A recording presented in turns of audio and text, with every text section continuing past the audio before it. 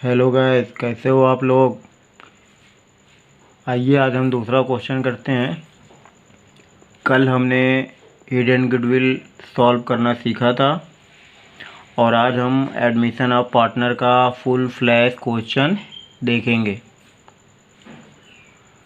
आज के क्वेश्चन में ए और बी दो पार्टनर हैं जिनका रेशियो है 3:2। सी न्यू एडमिशन होता है 2/7 से, जो कैपिटल लेके आता है 10,000 और 4,400 रुपये। ठीक है, अब इसमें हमें एडजस्टमेंट दिया गया है।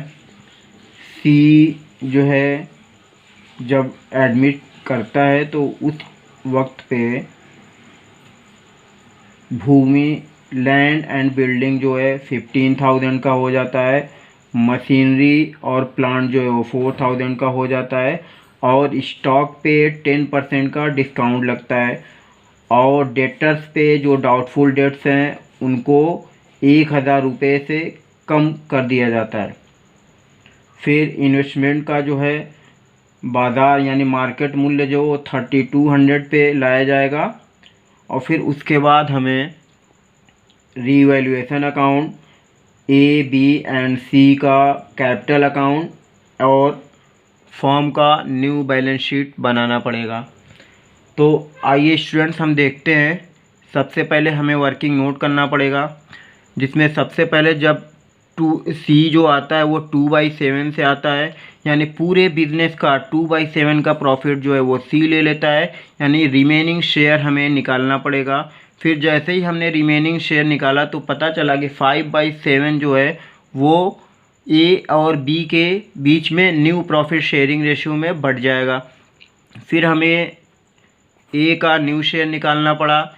ए का न्यू शेयर निकालने के लिए हमने ओल्ड शेयर से और रिमेनिंग शेयर से मल्टीप्लाई यानी डिस्ट्रीब्यूट किया रिमेनिंग शेयर को, तो 3/7 ए का आया और बी का ठीक ऐसे ही किया तो 2/7 आया। अब उसके बाद जब हमें ए और बी दोनों का न्यू शेयर निकल आया तो फिर हमें NPSR निकालना पड़ा।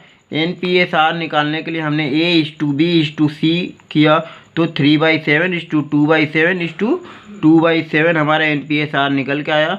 फिर जब हमने इसको न्यू प्रॉफिट शेयरिंग रेशियो में कन्वर्ट किया तो 3:2:2:2 में आया।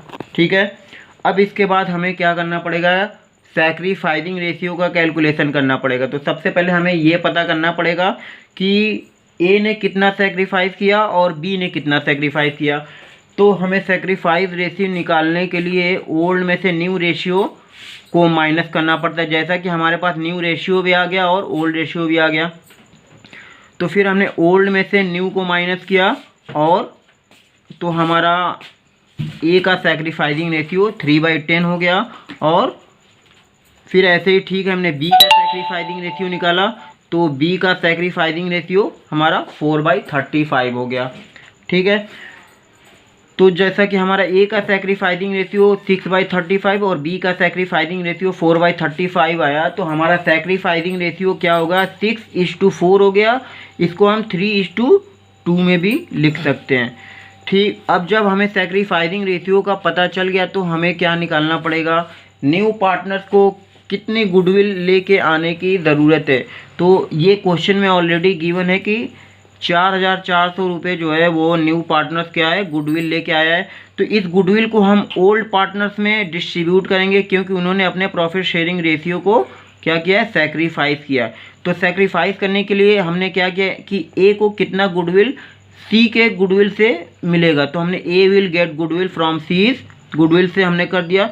तो कितना आया, 2,640 रुपीज़ आ गया ए का गुडविल और बी का गुडविल आ गया हमारा, बी विल गेट गुडविल 1,760 यानी 1,760 रुपीज़ बी का गुडविल आ गया।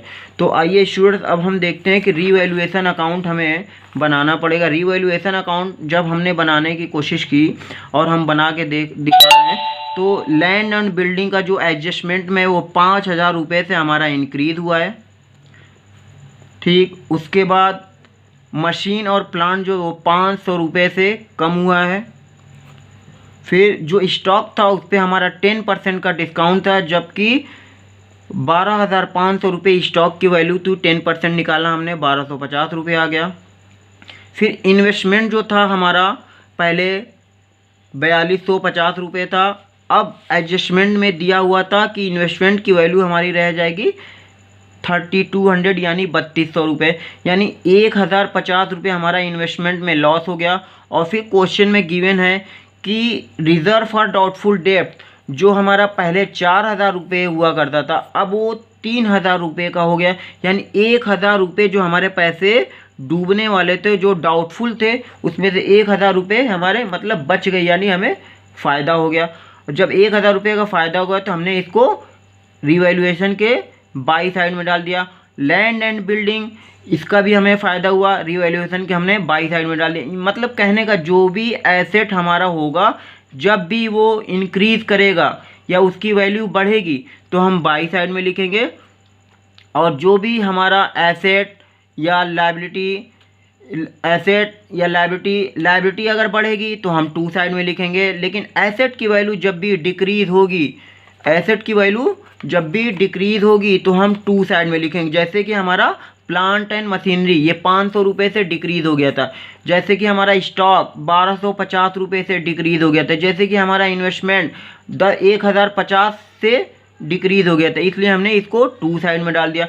अब जब हमने रिवैल्यूएशन के डेबिट और क्रेडिट साइड दोनों को कंपेयर किया तो रिवैल्यूएशन का क्रेडिट साइड जो टोटल किया हमने तो 6000 आया, और रिवैल्यूएशन का डेबिट साइड जब हमने कंपेयर किया तो कितना आया 2800, यानी हमारे फ़ायदे जो हुए हैं वो ज़्यादा हुए हैं और जो हमारे एक्सपेंसेस या लॉसेज हैं वो कम हैं, मीन्स हमें प्रॉफिट हुआ। तो प्रॉफिट जो हमारा 3200 हमने डिटरमाइन किया, इस 3200 को हमने ओल्ड पार्टनर्स के ओल्ड रेशियो में डिस्ट्रीब्यूट कर दिया, यानी 3200 इंटू 3/5 किया, और बी का कैपिटल 32 इंटू 2/5 किया, तो हमारा निकल के आया 1920 रुपये। ए का कैपिटल प्रॉफिट में जाएगा और बी का कैपिटल प्रॉफिट में जाएगा 1280। तो ठीक है गाइस, यहाँ पे हमारा रिवैल्यूएशन कंप्लीट होता है। अब हम देखेंगे कि पार्टनर्स कैपिटल अकाउंट में जो जो चीज़ें फर्म के पास से जाएंगी वो सारी चीज़ें हमारी क्या होंगी पार्टनर्स कैपिटल में, क्रेडिट साइड में, यानी पार्टनर्स को वो चीज़ें मिलेंगी और पार्टनर्स के कैपिटल में जुड़ेंगे। जब पार्टनर्स के कैपिटल में जुड़ेंगे मतलब उनका कैपिटल बढ़ेगा। कैपिटल जब भी बढ़ता है तो क्या होता है, क्रेडिट होता है। ठीक है, तो ऐसे ही हमने बैलेंस शीट में देखा तो ए का जो बैलेंस बीडी था वो 24,000 था और बी का बैलेंस बीडी क्या 9,000 था। ठीक है, और सी जो बंदा है वो जब न्यू एडमिशन लेता है तो वो 10,000 रुपये कैपिटल के नाम पे कैश में लेके आता है, 10,000 रुपये कैश में लेके आता है। ठीक, उसके बाद जो न्यू बंदा सी है वो गुडविल पे कितना लेके आता है 4400 लेके आता है। तो गुडविल को हम हमेशा किस में बांटते हैं, हमेशा सैक्रिफाइसिंग रेशियो में ओल्ड पार्टनर्स को देते हैं, क्योंकि जो ओल्ड पार्टनर्स होते हैं उन्होंने अपने प्रॉफिट को सैक्रिफाइस करके न्यू पार्टनर्स के प्रॉफिट में दिया है, यानी वो सारे सैक्रिफाइसिंग न्यू पार्टनर्स लेके जाएगा, यानी उसका प्रॉफिट शेयर हो जाएगा। तो जब ओल्ड पार्टनर्स जो हैं वो अपने प्रॉफिट को सैक्रिफाइस करेंगे, मीन्स वो गुडविल का पैसा लेने का राइट करते हैं। इसलिए जो न्यू पार्टनर सी वो 4,400 रुपये गुडविल का लेके आया, तो इसको हमने सैक्रिफाइसिंग रेशियो में ए और बी को कैपिटल में दे दिया, यानी क्रेडिट साइड में एंट्री कर दी। ठीक, उसके बाद जब हमने देखा कि रीवैल्यूएशन में हमारा प्रॉफिट आया था, यानी वो भी पार्टनर्स का बनता है और रीवैल्यूएशन के जो प्रॉफिट होते हैं वो ओल्ड पार्टनर्स को मिलते हैं, तो इसलिए हमने ओल्ड पार्टनर्स के कैपिटल में क्रेडिट साइड में एंट्री कर दी। ठीक है, अब हमने देखा कि पार्टनर्स के सारे क्रेडिट साइड में जो जो चीज़ें मिलने वाली थी वो सारी एंट्री कर दी, लेकिन पार्टनर्स के डेबिट साइड में कोई एक्सपेंसेस या कोई लॉसेस कुछ भी नहीं है, यानी हमने कोई भी एंट्री नहीं की। अब हमने क्या किया कि तीनों partners with including new partner, सारे पार्टनर्स का हमने टोटल किया। तो ए का जब हमने टोटल किया तो 28,560 रुपये आए। फिर बी का जब हमने टोटल किया तो 12,040 रुपये आए। और सी का जब हमने टोटल किया, यानी सी तो 10,000 रुपये लेके ही आया था, यानी उसका टोटल 10,000 रुपये ही होगा। अच्छा, जब पार्टनर्स के डेबिट साइड में कुछ भी नहीं होता है, मतलब हमें बैलेंसिंग फिगर करना पड़ेगा, तो हमने उसी को टू साइड में बैलेंस सीडी के नाम से लिख दिया, वही टोटल कर दिया, वही हमने टोटल कर दिया। उसके बाद हमने इसको ग्रैंड टोटल में वही सेम अमाउंट लिख दिया। तो ओके गाइस, हमारा क्या हुआ, पार्टनर्स कैपिटल भी कंप्लीट हुआ। अच्छा, अब हमें देखना पड़ेगा कि फर्म में कौन कौन से कैपिटल आए हैं और कौन कौन से कैश आए हैं और कैपिटल आए हैं, और क्या क्या एसेट हैं हमारे पास जिनकी क्लोजिंग स्टॉक हमारे पास क्या है। तो सबसे पहले हम कैश अकाउंट बनाएंगे। कैश अकाउंट में हमने देखा कि बैलेंस शीट में हमें 1660 रुपये दिया हुआ था, ठीक। उसके बाद सी बंदा जो लेके आता है वो भी कैश में लेके आता है, यानी कैश हमारा बढ़ेगा, तो 10,000 से हमारा कैश भी बढ़ गया। और गुडविल लेके आता है तो गुडविल भी 4400 लेके आया, तो हमारा कैश ये भी बढ़ गया। यानी कैश के डेबिट साइड में हमारा टोटल हो गया 16,060 रुपये, और कैश पैसे से कुछ भी हमारा निकला नहीं, यानी कोई भी माइनस नहीं हुआ, ना कोई बंदा लेके गया, यानी वही हमारा बैलेंस सीडी हो जाएगा गाइस। मतलब टोटल हमारा कैश बैलेंस सीडी यानी कैश का क्लोजिंग कितना हो गया, 16,060 रुपये का।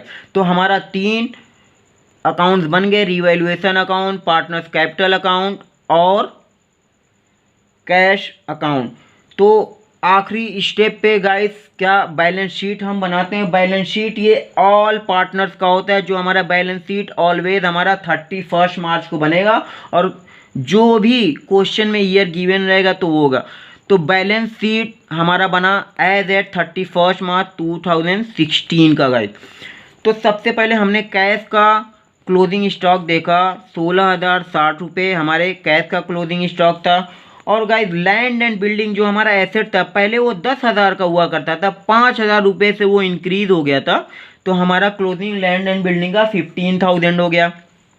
और गाइस मशीनरी जो हमारी 4500 यानी 4500 रुपये की हुआ करती थी, उसमें 500 रुपये यानी डेप्रिसिएशन के चार्ज किए गए, मतलब अब वो हमारा 4,000 रुपये हो गया, ठीक। उसके बाद फर्नीचर जो हमारा, इस पर कोई एडजस्टमेंट नहीं था गाइस, मतलब जो भी बैलेंस शीट में दिया हो, अगर जिस भी एसेट या लायबिलिटीज पे अगर कोई एडजस्टमेंट नहीं दिया रहता है तो उसको हम सेम ऐसे ही लिख लेते हैं न्यू बैलेंस शीट में। फिर गाइस स्टॉक पे एडजस्टमेंट हमारा दिया होता है। स्टॉक पे एडजस्टमेंट ये था कि बोला गया कि 10% डिस्काउंट स्टॉक पे करना पड़ेगा, यानी 10% से हमारा स्टॉक कम करना पड़ेगा गाइस। तो 12,500 रुपये जब हमारा स्टॉक हुआ करता था, तो उस पर हमने 10% डिस्काउंट दिया, तो 1,250 रुपये माइनस कर दिया गया, मतलब अब हमारा स्टॉक 11,250 रुपये का रह गया गाइस।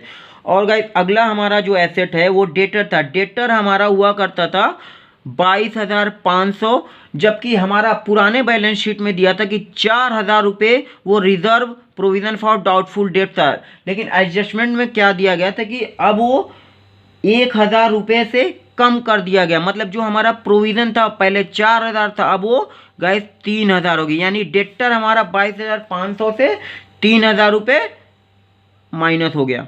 तो यानी अब हमारा डेटर रह गया 19,500 रुपये। और गाइस पुराने बैलेंस शीट में इन्वेस्टमेंट की कॉस्ट दी हुई थी 4,250 यानी 4,250 रुपये, और एडजस्टमेंट में हमारे इन्वेस्टमेंट की कॉस्ट थी 3,200 यानी 3,200 रुपये गाइस। यानी ये सारी चीज़ें हमने विथ एडजस्टमेंट बैलेंस शीट में हमने लिख ली। अब गाइस आते हैं लायबिलिटी साइड में। लायबिलिटी साइड में हमारा गाइस था सबसे पहले क्रेडिटर, जो कि इस पर कोई एडजस्टमेंट नहीं था, तो हमारा यही 15,000 रुपये होगा। और गाइस बिल्स पेबल हमारा था 4,310 रुपीज़, जो इस पर भी कोई एडजस्टमेंट नहीं था, मीन्स ये सेम अमाउंट हमने वैसे ही उतार दिया। अब देखेंगे कैपिटल हमारे विद इंक्लूडिंग न्यू पार्टनर, जो हमारा क्लोजिंग कैपिटल था, जो हमारा बैलेंस सीडी था पार्टनर्स कैपिटल, वही हम यहाँ पे लायबिलिटी साइड में लिखेंगे। तो हमारा लायबिलिटी साइड में क्या एक्स का कैपिटल आया था 28,560 रुपये, 12,040 रुपये, और जेड लेके आया था 10,000 रुपीज़ कैश। यानी एक्स का कैपिटल 28,560 रुपये, वाई का कैपिटल 12,040 रुपये, और जेड का कैपिटल हुआ 10,000 यानी 10,000 रुपये। तो गाइज हमने जब बैलेंस शीट को मैच कराया यानी लायबिलिटी साइड और एसेट साइड, तो टोटल आया 69,910, यानी हमारा एसेट और लायबिलिटी दोनों बराबर है। इसका मतलब डियर स्टूडेंट्स हमारा क्वेश्चन बिल्कुल सही है। जैसा कि हमने पिछले क्वेश्चन में हिडन गुडविल देखा था, ठीक इसी तरह आज हमने question number 20 SM. Shukla book से देखा, जिसका हमारा बैलेंस शीट मैच हो गया गाइस। मीन्स पूरा क्वेश्चन हमारा सही है। तो गाइस जिस भी पॉइंट पे आप लोग को कुछ भी समझ में ना आए तो इस पे कमेंट करें, मैं उसका सलूशन दूंगा। और guys please subscribe, like, comment and share. Okay, bye bye.